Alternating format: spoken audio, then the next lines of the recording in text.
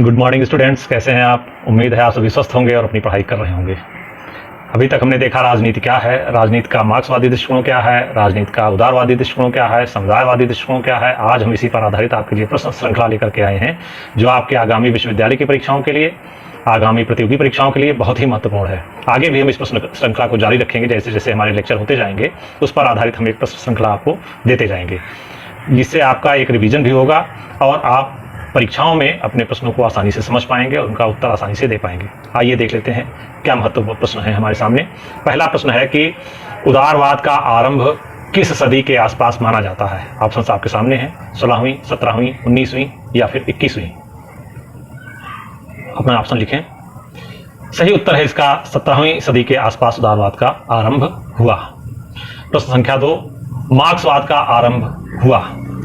Option आपके सामने, 17वीं सदी में, 18वीं सदी में, 19वीं सदी में या फिर 20वीं सदी में। इसका सही आंसर ऑप्शन सी, 19वीं सदी में। प्रश्न संख्या 3, कम्युनिस्ट मैनिफेस्टो ये लिखा किसके द्वारा गया। मार्क्स के द्वारा, एंगल्स के द्वारा, मार्क्स और एंगल्स ने मिलकर के लिखी या फिर उपरोक्त में से कोई नहीं। सही ऑप्शन है इसका, मार्क्स और एंगल्स दोनों ने मिलकर के लिखी थी। अगला क्वेश्चन है, कम्युनिस्ट मैनिफेस्टो इसी से जुड़ा हुआ है, कब लिखी गई, इसे कब लिखा गया।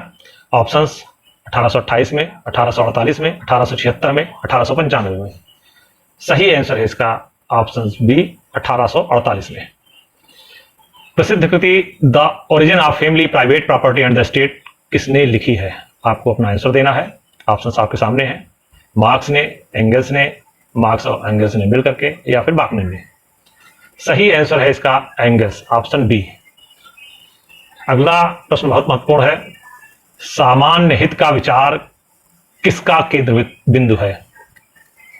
किस विचारधारा के केंद्र बिंदु में सामान्य हित को ज्यादा स्थान दिया जाता है, ज्यादा फोकस दिया जाता है। व्यक्तिवाद का, उदारवाद का, मार्क्सवाद का या फिर समुदायवाद का। सही आंसर है ऑप्शन डी, समुदायवाद का। समुदायवाद का आरंभिक संकेत किसके चिंतन में मिलता है। वो कौन सा विचारक है जहां से हम देख सकते हैं कि समुदायवादी विचारधारा पनपी। ऑप्शन से प्लेटो, ऑप्शन बी अरस्तु, option C Green, option D Bentham. इसका सही आंसर है ऑप्शन बी, अरस्तु। अरस्तु जब ये कहता है कि व्यक्ति नहीं राज्य महत्वपूर्ण है, वो कहता है राज्य एक शरीर है और व्यक्ति उसका एक अंग है। जिस प्रकार शरीर ज्यादा महत्वपूर्ण है, अगर शरीर की सुरक्षा के लिए किसी एक अंग को कटना पड़ जाए तो हम शरीर की सुरक्षा के लिए उस अंग को काट देते हैं।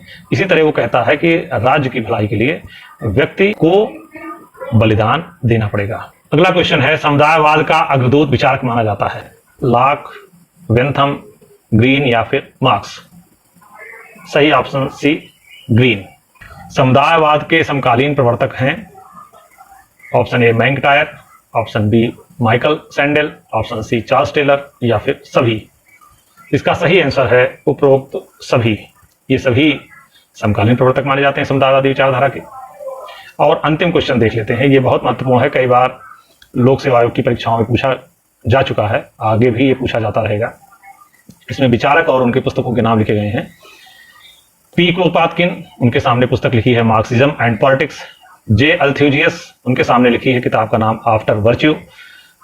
ए मैकइंटायर के सामने लिखा हुआ सिस्टमेटिक एनालिसिस ऑफ पॉलिटिक्स। और रैल्फ मिलीबैंड, इनके सामने म्यूचुअल एड। आपको इन विचारकों से इन पुस्तकों के नाम सुमेलित करने हैं, किसके सामने कौन सा आएगा, किस विचारक ने कौन सी पुस्तक लिखी है। ऑप्शंस आपके सामने हैं, आप उनको ध्यान से देख लीजिए। क्रोपातकिन की कौन सी किताब है, अल्थ्यूजियस की कौन सी किताब है, मैकइंटायर की कौन सी है या मिलीबैंड की कौन सी है। आपको उसी तरह के ऑप्शंस पे टिक करने हैं। सही आंसर हम आपको बता देते हैं, ऑप्शन डी, जिसमें लिखा है कि पी क्रोपातकिन की किताब है म्यूचुअल एड, जे अल्थ्यूजियस की किताब है systematic analysis of politics, A McIntyre की किताब है आफ्टर वर्च्यू और रैल्फ मिलीबैंड की किताब है मार्क्सिज्म एंड पॉलिटिक्स। आप अपना स्कोर खुद ईमानदारी से देखिएगा और कमेंट बॉक्स में जरूर उसको लिखिएगा कि आपने कितने क्वेश्चन सही किए हैं।